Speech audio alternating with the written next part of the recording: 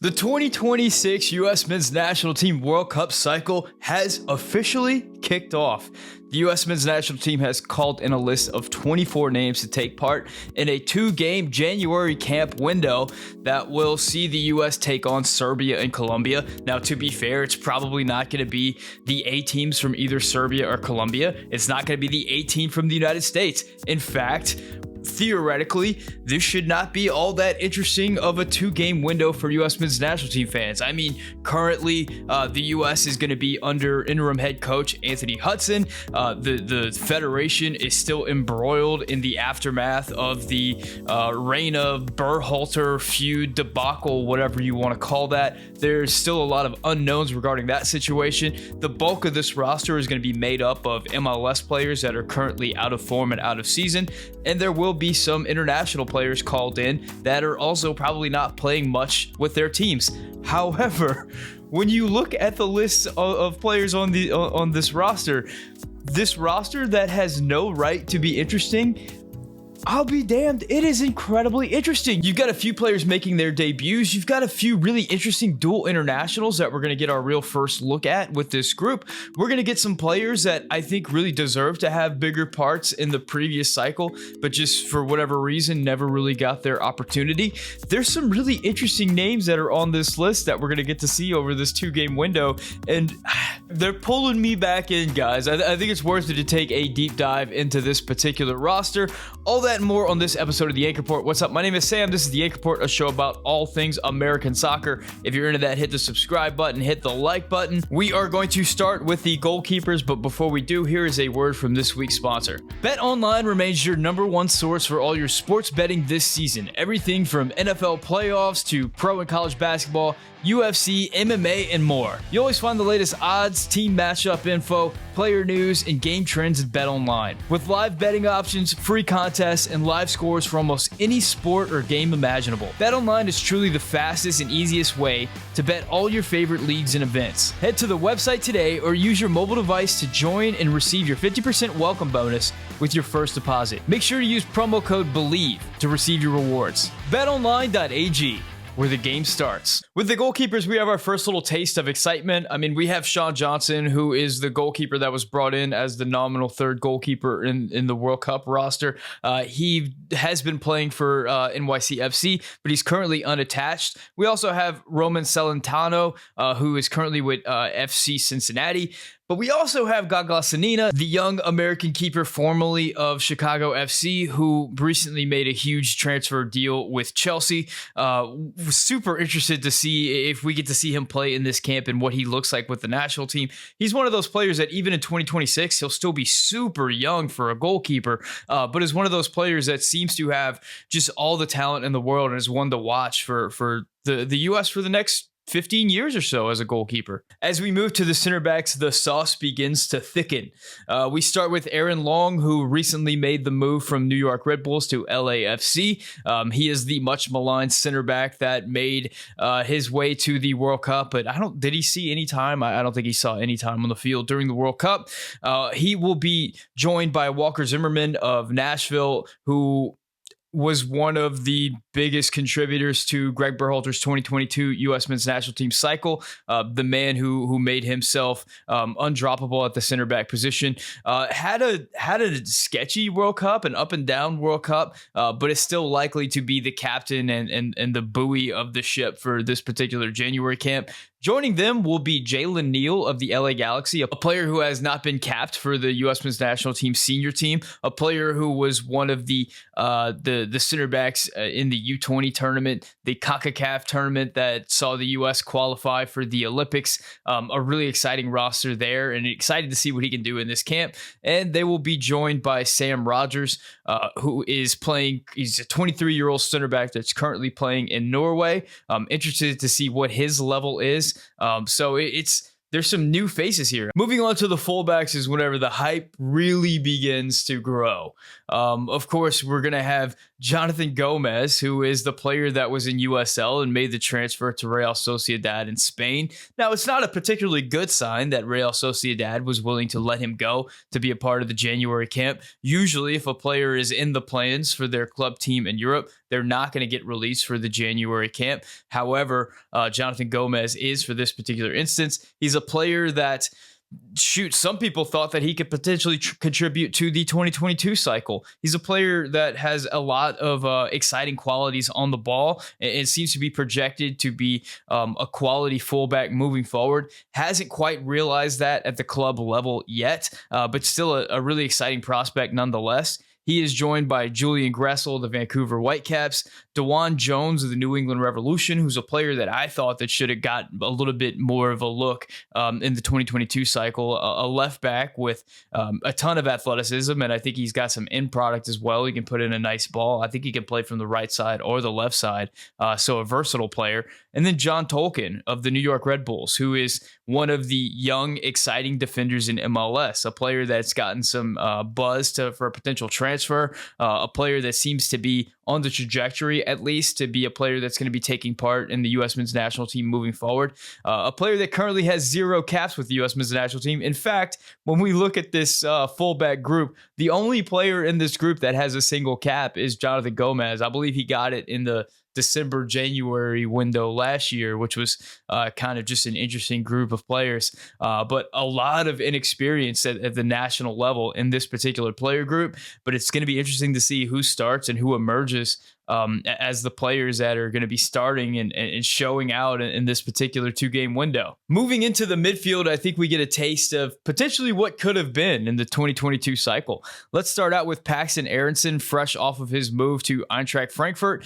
Just like we said with Jonathan Gomez, Paxton Aronson being released by Eintracht Frankfurt to take part in this 2-game window, probably not the best sign. Probably not a sign that he's in for immediate minutes over in the Bundesliga. I think that we knew that already. Still, it's going to be interesting to see what Paxton Aronson looks like at this step up, at this level of competition. Now, the majority of the players are not going to be in season and in form. However, we've only ever seen Paxton Aronson with youth camps and being kind of a sub for the Philadelphia Union. It was enough to earn him that transfer to the Bundesliga, but what is he going to look like with a bunch of full-fledged professionals around, with a bunch of guys that play regularly against Colombia in the Colombian League, and same with Serbia, just a bunch of adult professionals? What is he going to look like at that level? That's going to be interesting to see. Joining him will be Kellen Acosta, a guy who was a veteran of the 2022 cycle, took part in just about every camp and opportunity Greg Berhalter had to give him. Aiden Morris is going to be an interesting one. Aiden Morris of the Columbus Crew. He's a player that had a big rookie season, and a lot of people were expecting him to follow that rookie season up with a just as good or even better sophomore season. But he saw a big injury really derail last season for him. He's a player that I think he has a head for the game, and I think whenever he's on the ball, he can make some good decisions.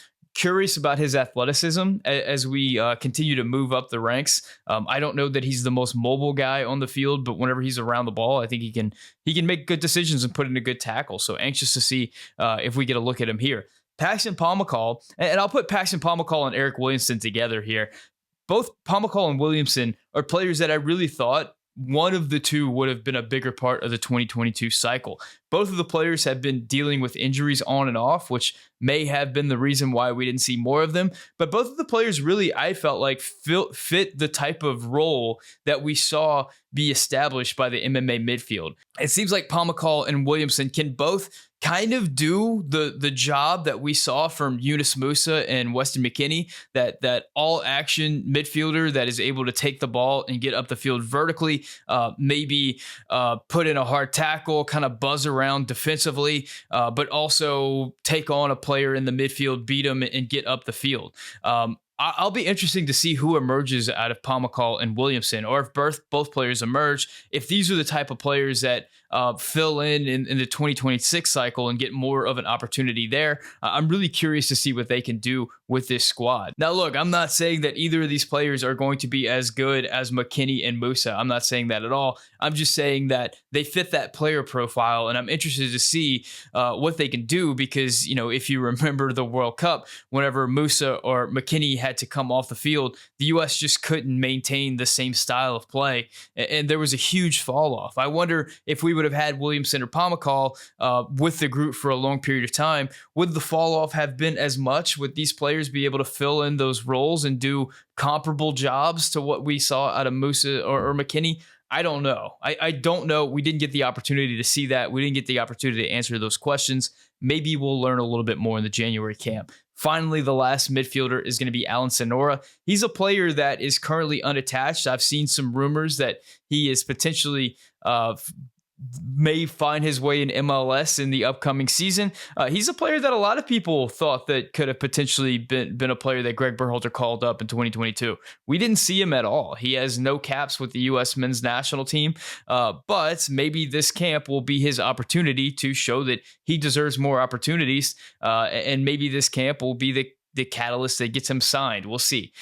He's going to get signed somewhere. He's a good enough player that he's going to find a home somewhere, whether it be in MLS or if he'll stay in South America. That's yet to be seen. But what kind of impact can he have on this U.S. men's national team is going to be an interesting curiosity. We'll move on to the wingers. We have Paul Arriola of FC Dallas, who is fresh off of his wedding. Congratulations to Paul. Paul is one of those players that is just outside the depth chart as far as the starting wingers for the U.S. men's national team.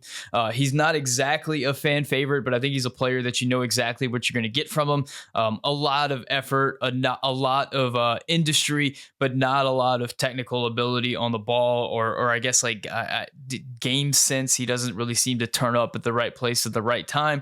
However, I think within this January camp window, this is exactly the type of player that you want on your January camp roster. As a player who's going to give you that effort that you're expecting, that baseline, that high floor effort that you're going to be able to evaluate other players around him.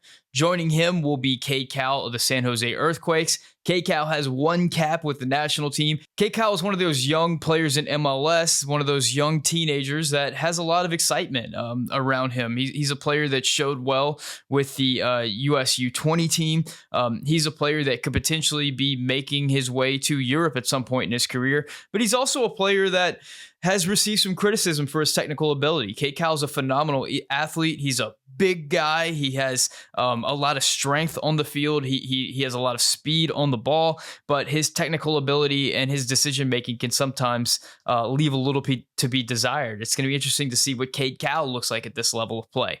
Joining him will be everybody's favorite player, Matthew Hoppe of Middlesbrough. Now, Matthew Hoppe is this player that seemingly has had a pretty big fall from grace.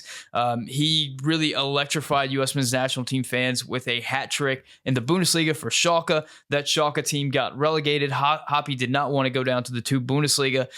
He searched far and wide for a team throughout Europe, finally found a home in Mallorca, got to Mallorca and just received no playing time at all, was not even making the game day roster. Eventually, he makes a move to Middlesbrough of the championship, and though we hoped it would be different, it's been more or less the same as at Middlesbrough. Lately, he's been playing for the academy team over there, so not a lot of high-level soccer for Matthew Hoppe in the last 2 years. Curious to see what we've got in Matthew Hoppe right now. Maybe this will be the opportunity for him to refresh and rejuvenate and return to the championship a different player and maybe fight for playing time on the second half of the season. But Middlesbrough releasing him in the middle of the season to come to this January camp is certainly not a good sign. Emmanuel Sabi and Alejandro Zendejas round out the wingers.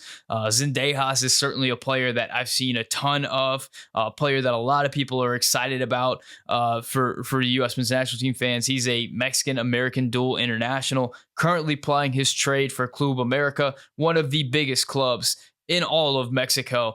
He's a player that people were calling for potentially him being called up in the 2022 window. He has 0 caps for the national team, so this will be his opportunity to earn his first cap.